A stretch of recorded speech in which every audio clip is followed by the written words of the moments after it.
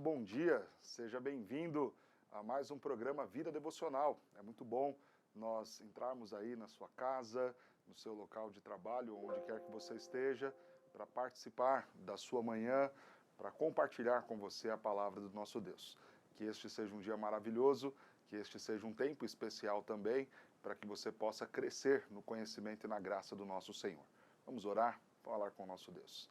Senhor, nós te louvamos, somos imensamente gratos por mais este dia, somos gratos a Ti pelo privilégio e oportunidade que o Senhor nos dá de compartilharmos a Tua palavra, de alcançarmos corações, de sermos edificados por aquilo que o Senhor tem a nos ensinar.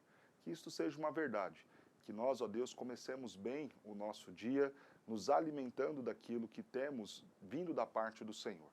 Que a Tua palavra possa tratar o nosso coração, possa nos ensinar, corrigir em nós aquilo que precisa ser corrigido. Que o Senhor seja glorificado por meio das nossas vidas nesta manhã e neste dia, para a honra e glória do Senhor. Nós oramos em nome de Jesus. Amém. Eu quero compartilhar com você o texto de Hebreus, capítulo 10, e quero ler contigo o verso de número 19 até o verso 25, onde nós falaremos sobre o privilégio de congregar. Hebreus, capítulo 10, 19 a 25, nos diz assim a palavra do nosso Deus. Tendo, pois, irmãos, intrepidez para entrar no Santo dos Santos, pelo sangue de Jesus, pelo novo e vivo caminho que ele nos consagrou pelo véu, isto é, pela sua carne. E tendo o grande sacerdote sobre a casa de Deus, aproximemo-nos com um sincero coração, em plena certeza de fé, tendo o coração purificado de má consciência e lavado o corpo com água pura. Guardemos firme a confissão da esperança, sem vacilar, pois quem fez a promessa é fiel. Consideremo-nos também uns aos outros, para nos estimularmos ao amor e às boas obras. Não deixemos de congregar-nos, como é costume de alguns. Antes façamos admoestações, e tanto mais quando vedes que o dia se aproxima. Nesse período de pandemia, muitos deixaram de congregar, muitos lamentaram por não poder congregar. Me lembro quando as igrejas estavam fechadas, impedidas de funcionar com a reunião dos crentes, quantos lamentavam e falavam, pastor, é muito ruim não poder ir à igreja, é muito ruim não estar junto com os meus irmãos. No entanto, parece que o tempo foi passando, as pessoas foram se acostumando com esta ideia de culto online, de reunião sendo acompanhada aí pelas redes sociais, em plataformas de reuniões online, e alguns, mesmo depois que foi liberada a volta e o retorno para as atividades presenciais, preferiram ficar em casa. Afinal de contas, aqui do sofá talvez seja muito mais confortável acompanhar o culto, acompanhar então as reuniões e os eventos da minha igreja. É claro, nós sabemos que esta realidade de não poder congregar não é uma novidade dos dias de pandemia. Muitos irmãos, pessoas mais velhas ou acometidas com algum tipo de enfermidade, ficam restringidos da possibilidade de ir à igreja. Mas será que este é o seu caso? Será que você realmente não pode ir à igreja e congregar e se reunir com os irmãos no santo ajuntamento que glorifica a Deus e que edifica a sua igreja? Será que é correto nós nos acostumarmos assim com esta reunião online, com este jeito novo de ser igreja? Será que não mais precisamos ir até a casa do Senhor, nos encontrar com os nossos irmãos e adorar presencialmente ao nosso Deus? Eu quero falar no dia de hoje sobre este privilégio que nós temos de congregar, o privilégio de estarmos juntos, de nos reunirmos com os nossos irmãos para adorar o nosso Deus. E por isso eu li este texto aqui, onde o autor escreve aos Hebreus. Este é o momento em que a igreja passa por uma provação, por uma perseguição. Estamos falando do início do primeiro século, aproximadamente ali no ano 40, entre o ano 40 e o ano 60, onde os cristãos, judeus convertidos, os hebreus convertidos, recebem então do Senhor esta carta. Esta carta vem para mostrar a suficiência de Cristo e a supremacia de Cristo em relação aos ritos do Antigo Testamento, em relação a todos os símbolos cerimoniais do Antigo Testamento, e vem também para estimular a fé daqueles cristãos que passavam por uma situação difícil na vida deles. Justamente por conta da perseguição, da provação que eles estavam passando por serem cristãos, muitos estavam já distantes dos seus amigos, distantes dos seus parentes, haviam saído de suas casas e talvez neste primeiro momento de refúgio em um novo lugar, a grande preocupação não era a de congregar, não era de estar junto com os irmãos. O problema é que depois de tudo se encaixado no devido lugar, alguns já não tinham mais o interesse por congregar, já não tinham mais o interesse ou já não viam mais a necessidade de estar junto com os irmãos. Veja que são contextos bem semelhantes.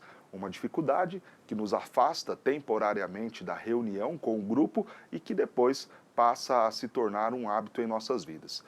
Esta era uma realidade para os hebreus do primeiro século e tem sido para os nossos dias.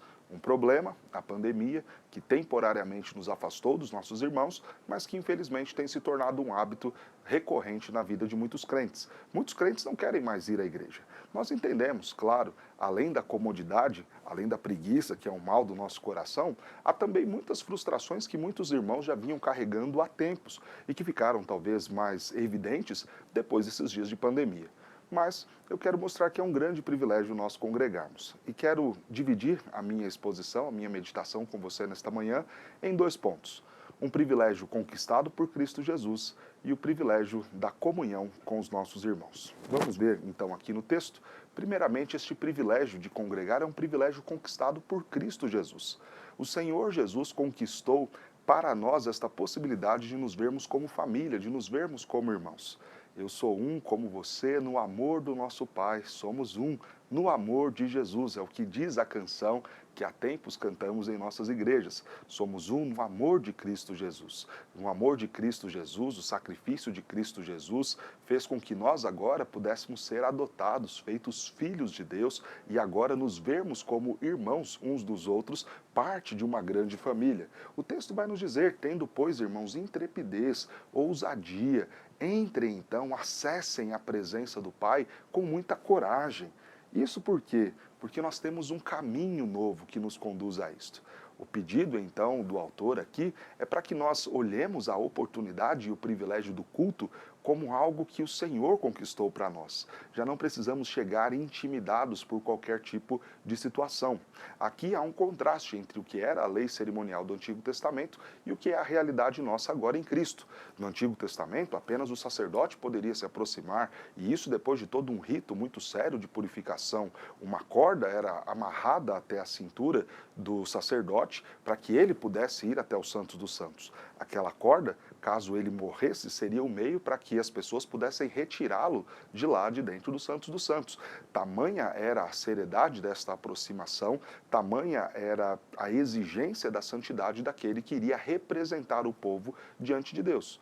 Hoje, na nova aliança, nós cremos no sacerdócio universal de todos os crentes. Nós cremos que não precisamos mais da figura de um sacerdote humano para nos representar diante de Deus e representar a igreja diante do Senhor.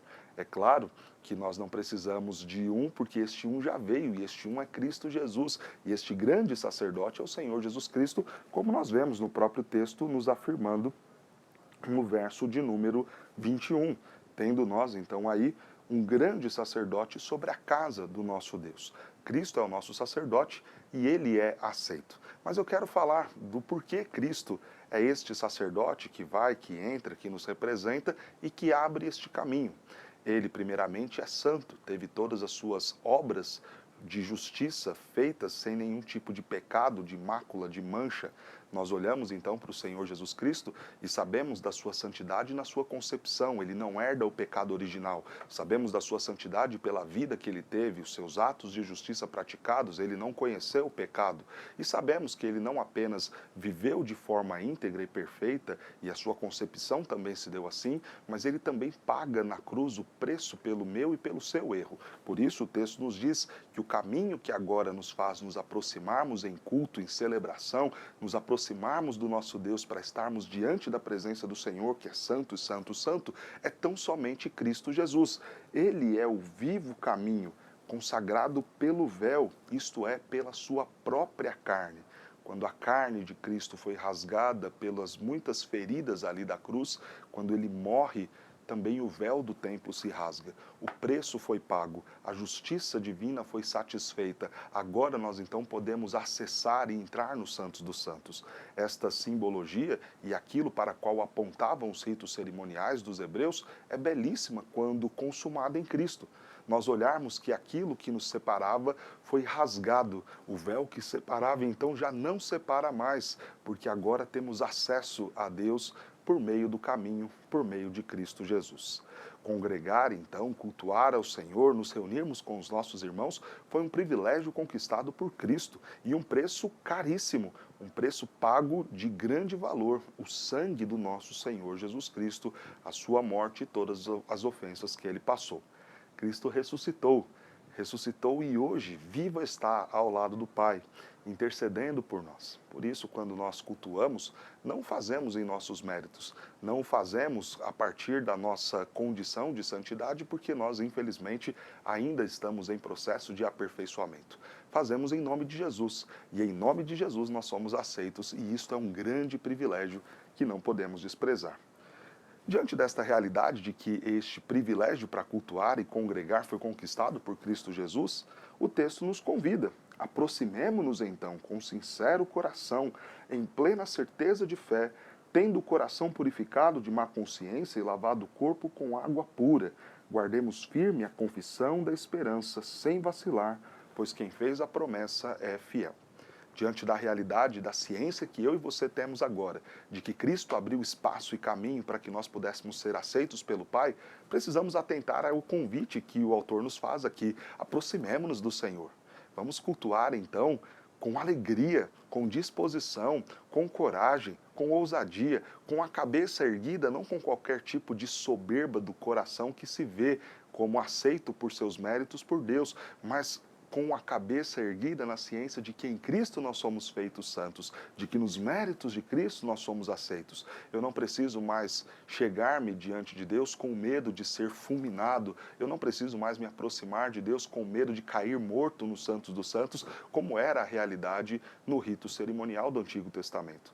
Nós podemos nos aproximar do Senhor com a certeza de que seremos aceitos, com a certeza de que agora Ele aceitará e receberá prontamente o culto que daremos a Ele. E isto é um grande privilégio, privilégio conquistado por Cristo Jesus. Mas há mais um motivo que nós devemos entender este privilégio de congregar, que é o privilégio da comunhão. Diz o texto, então, consideremo-nos também uns aos outros, para nos estimularmos no amor e as boas obras. O texto nos convida, então, a considerarmos os nossos irmãos. Essa expressão considerar, ela é muito necessária para nós refletirmos neste dia e nos nossos dias. Quando nós pensamos, então, na realidade que vivemos, muitos já não consideram importante a ideia de congregar e estar presente na igreja. Então, eu consigo ter acesso a boa música de casa, eu consigo ter acesso a excelentes sermões, não vindos de um só pregador, como aquele pastor que sempre está ali dominicalmente na igreja, mas posso acessar e ver dezenas e centenas de pastores ao longo da minha semana. Eu posso ter acesso a grupos de louvores que vão tocar e cantar talvez muito melhor do que aquele pequeno grupo de irmãos dedicados que estão ali começando talvez na vida musical, na minha igreja local. Então por que, pastor? Por que ir lá e congregar e por que considerar isto uma possibilidade, já que de casa eu posso fazer isso de forma tão mais confortável, com tão mais qualidade? O texto nos coloca aqui, considerem os irmãos. Na lista, então, do que te faz se relacionar com Deus, considere nesta lista os teus irmãos. Porque talvez na sua lista você fala, ok, minha relação com Deus, eu considero a oração, faça isso.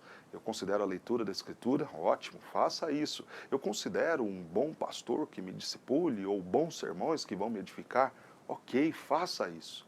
Mas nessa lista de considerações, o texto pede, considere os seus irmãos. E o texto vai nos dizer quais são as justificativas do porquê nós devemos considerar os nossos irmãos. E duas são apresentadas aqui. A primeira, porque nós somos estimulados pelos nossos irmãos à prática das boas obras, às práticas de amor. É muito interessante que muitas coisas de casa nós podemos fazer em relação à nossa vida cristã, mas o serviço é algo que a gente só faz presencial, é algo que a gente depende de um relacionamento com os nossos irmãos. Não dá para eu abraçar a distância. Não dá para eu chorar junto à distância. Eu preciso estar próximo, eu preciso conviver, eu preciso entender o problema, visitar a pessoa, andar com a pessoa, comer com a pessoa, vivenciar talvez o luto dela e acompanhar naquele momento talvez de luto, de enfermidade. E isso a gente vive no presencial, isso a gente vive com o contato, com a proximidade. A ideia do texto aqui, então, é que nós seremos estimulados a amar, estimulados a praticar as boas obras quando decidimos conviver, quando consideramos os nossos irmãos. Então, quando eu decido assim, eu posso praticar as boas obras para a qual nós em Cristo fomos chamados. Eu quero amar, eu quero servir, eu quero colocar os meus dons e talentos à disposição dos meus irmãos. E isso tem a ver com o meu relacionamento também com Deus. Então, considerar o meu irmão faz parte deste estímulo que eu terei para praticar boas obras e também, claro, da possibilidade que eu darei chamando o meu irmão também para participar comigo. Por vezes, sozinhos, nós não conseguimos ter ânimo para fazer as boas obras, mas com alguém nos estimulando, nos chamando, falando, vamos, caminhe comigo, vamos adiante, é excelente. Nós conseguimos avançar, encontramos meios para fazer isto de forma mais fácil. Nós temos então aqui agora um segundo motivo pelo qual devemos considerar os nossos irmãos. Não deixemos de congregar, como é costume de alguns, antes façamos admoestações. O texto coloca esta realidade de que as admoestações são necessárias. Quando nós então convivemos e consideramos o nosso próximo, não apenas estamos a ser estimulados no amor, mas também somos exortados. Infelizmente, eu e você ainda convivemos com a realidade do pecado. Ainda erramos, falhamos, desagradamos o nosso Deus. E como é importante, como é precioso ter um irmão ao nosso lado que aponte os nossos erros, que nos ajude na luta contra o pecado, que nos ajude a fazer a coisa certa, que mostre por meio da Escritura onde nós podemos corrigir o nosso comportamento, crescer, melhorar, nos aperfeiçoar para sermos mais parecidos com Cristo. Isto só é possível quando estamos presencialmente. Presencialmente, então, nós vamos expor um pouco mais das nossas fragilidades. E eu sei, talvez isto seja justamente um dos motivos pelo qual você não quer congregar, porque você não quer que as pessoas se metam na sua vida, você não quer que as pessoas vejam os seus erros, os seus pecados, as suas falhas, as suas ausências, mas considere que isso é importante. Considere que o seu irmão é uma forma graciosa colocada por Deus em sua vida para te aperfeiçoar, para corrigir em você algumas coisas que são necessárias. Sim, eu entendo. Dá para orar, ler a Bíblia, ouvir bons sermões, cantar belas canções de casa. Mas congregar é muito importante. Nós temos a condição de servir, nós temos a condição de ser servido. Nós temos a condição de ensinar, nós temos a condição de sermos ensinados. E o texto faz um último alerta. Façam isso. Considerem os irmãos, considerem o privilégio de congregar, principalmente na medida que vocês veem que o dia se aproxima. É certo que nós vivemos dias maus, dias difíceis. Dizem que os nossos filhos estão sendo atacados com a ideologia de gênero, estão sendo ensinados assim nas escolas, até mesmo agora nas lanchonetes. Precisamos então considerar que os dias são maus. Precisamos considerar que cada vez será mais difícil a educação dos filhos, cada vez será mais difícil viver o casamento, cada vez será mais difícil viver esta vida que agrada a Deus. E à medida que se aproxima o grande dia, o dia da volta do Senhor Jesus, à medida que se aproxima o grande dia, o dia em que viveremos a tribulação, viveremos a dura perseguição da igreja, à medida que se aproxima este dia, nós precisamos estar próximo dos nossos irmãos. Vai ficar cada vez pior. Vai ser cada vez mais difícil. A fé de muitos vai se esfriar. O nosso distanciamento do nosso Deus vai acontecer. Talvez, em breve, não teremos mais a condição de fazer tantas programações ou de ter um canal como este proclamando de forma abundante a palavra de Deus. E neste dia vai ser difícil. E neste dia e neste momento nós precisaremos muito dos nossos irmãos. Pessoas que vão nos puxar, orar conosco, falar conosco, chamar nossa atenção, nos estimular a boas práticas, nos estimular a seguirmos clamando, bendizendo o nome do Senhor. Consideremos isto. Considere o grande privilégio que nós temos de congregar. Nós aprendemos hoje duas razões pelas quais nós temos este privilégio, o privilégio de congregar. Primeiro, porque este foi um privilégio conquistado por Cristo Jesus. Se foi conquistado por Cristo, se valeu e custou o sangue dele, Então vale a pena você considerar isto. E o segundo privilégio de nós congregarmos é o privilégio da comunhão com os nossos irmãos, que produz em nós a santificação, que estimula-nos ao amor, que chama a nossa atenção e ajuda-nos na correção para uma vida de santidade. Que eu e você valorizemos muito mais a igreja, que eu e você valorizemos muito mais o momento de culto, que eu e você nos disponhamos a servir mais. Eu fico imaginando que nós temos um grande compromisso, gerações futuras que precisarão encontrar no tempo delas também igrejas fortes, igrejas fiéis à Escritura, igrejas que estejam cumprindo a sua missão. E isso depende, passa por mim e por você, pelo meu e pelo seu trabalho, pelo meu e pelo seu envolvimento em congregarmos e trabalharmos para ter uma igreja forte hoje, igreja que também será forte amanhã para os nossos. Por isso, mais uma vez, meu desafio, não deixe de considerar o privilégio que temos de congregar, não deixe de congregar. Eu quero orar com você, quero acompanhar aqui os nossos pedidos no nosso chat, ver aqui o que nós temos. Vou pedir ajuda aqui para os meninos me auxiliarem, vendo os pedidos de oração. Se você tem algum pedido, por gentileza, encaminhe para nós, para que nós possamos, nesse momento, orar aqui por você, por sua família. É sempre um privilégio importante, nesse momento, nós valorizarmos esta comunhão, valorizarmos este tempo junto que temos também para oração. Chegando aqui alguns pedidos, algumas pessoas já comentando, dizendo realmente é difícil voltar para a igreja, é difícil voltar a congregar, que o Senhor fortaleça, que o Senhor ajude aí, dê ânimo, em nome de Jesus. Algum pedido de oração, orar por toda a família, Simone pedindo aqui para oração por sua família. Vamos orar, Simone, que Deus abençoe aí você e te ajude aí com as questões familiares. A Dalva também pedindo oração pelos filhos, pelo genro. Que Deus abençoe você, Dalva, sua família, ajude-os aí também em meio às lutas e dificuldades. Mais algum pedido de oração, irmãos, podem nos encaminhar aqui, estamos ao vivo em nosso chat e vamos orar logo mais. O texto bíblico, Geisa, que nós estudamos e lemos, Hebreus capítulo 10, foi o texto da nossa exposição. Hebreus 10, 19 a 25 foi o texto que eu li. Vamos orar aqui então, orar pela família da Dalva, pela família da Simone também. Se você tiver o seu pedido, mande-nos também para que nós falemos com o Senhor e sejamos estimulados nessas boas obras e sejamos estimulados no amor. Vamos orar? Senhor Deus, nós vivemos dias que foram duros, difíceis, que nos colocaram distantes da igreja, nos colocaram distantes da reunião do culto, distantes dos nossos irmãos. E, Senhor, como pesou no emocional de muitos, na vida espiritual de muitos, como, ó Deus, esses dias de igreja fechada foram difíceis serem digeridos para alguns. No entanto, para outros, foi apenas um start para uma situação de desânimo espiritual que já vinha se arrastando. E talvez estes encontrem hoje grande dificuldade para voltar a congregar, voltar a estar na casa de Deus com seus irmãos, cultuando presencialmente, congregando, convivendo com a igreja. Para estes, ó Deus, que o Senhor possa, em seus corações, animá-los, que o Senhor possa ajudá-los, que o Senhor possa, ó Deus, mostrar os grandes privilégios que nós temos de congregar. Um privilégio conquistado por Cristo. Cristo morreu na cruz para que nós agora fôssemos um.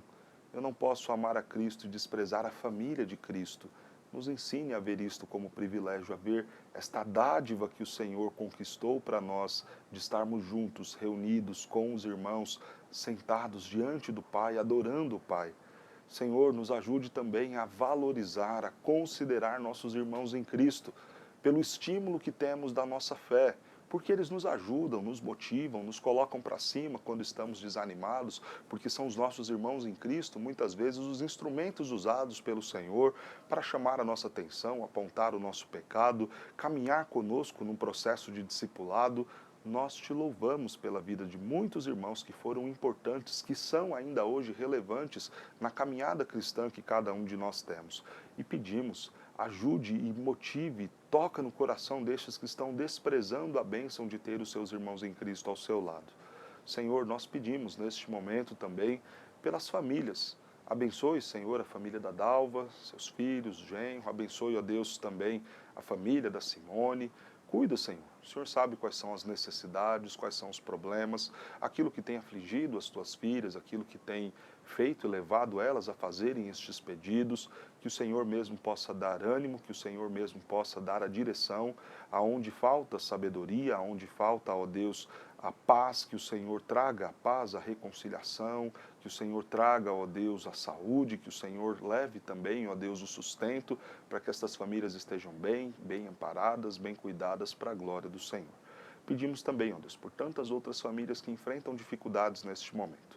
Famílias que estão sofrendo nos casamentos, na relação entre pais e filhos, que o Senhor possa cuidar desses lares, restaurar os vínculos, fazer, ó Deus, com que as relações sejam melhor vividas, aqueles que nos ouvem agora e que estão enfrentando duros problemas em seus casamentos, que o Senhor traga paz a estes corações, onde há necessidade de perdão, que o Senhor quebrante para que haja perdão, para que haja arrependimento, onde há, Senhor Jesus, o desejo pelo divórcio, pelo adultério, que o Senhor, ó Pai, corrija esta inclinação, que o Senhor repreenda este mal, que o Senhor traga novamente a estas pessoas a alegria da vida conjugal, para a glória do Senhor.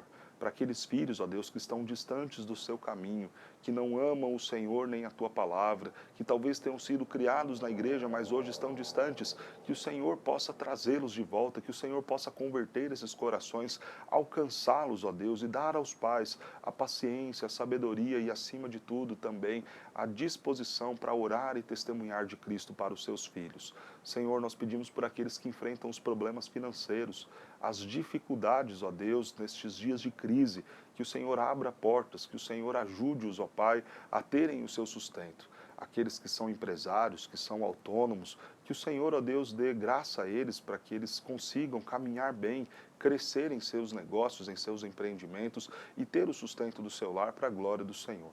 Pedimos por todos aqueles que estão enfermos, ó Deus, tem misericórdia.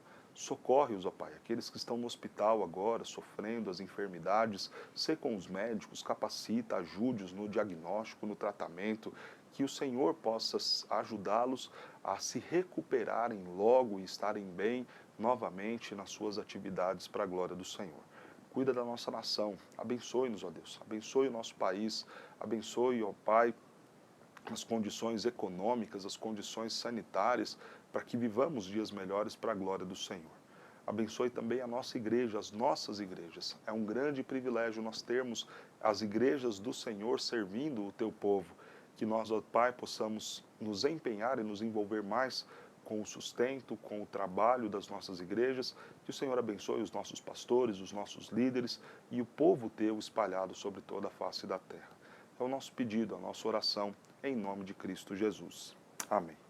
Que Deus te abençoe grandemente, que você aproveite, o fim de semana está chegando aí, hoje é quarta-feira, logo mais já chegará aí o sábado, domingo, talvez amanhã no culto de semana da sua igreja. Vai lá, congrega, esteja junto, participe, seja estimulado em amor, seja estimulado às boas obras, seja repreendido, exortado pelos seus irmãos e aproveite, valorize este privilégio conquistado por Cristo Jesus. Que Deus te abençoe grandemente, que a sua vida seja uma vida plena de conhecimento, de crescimento, de louvor, honra e glória ao nosso Deus. Que Deus te abençoe.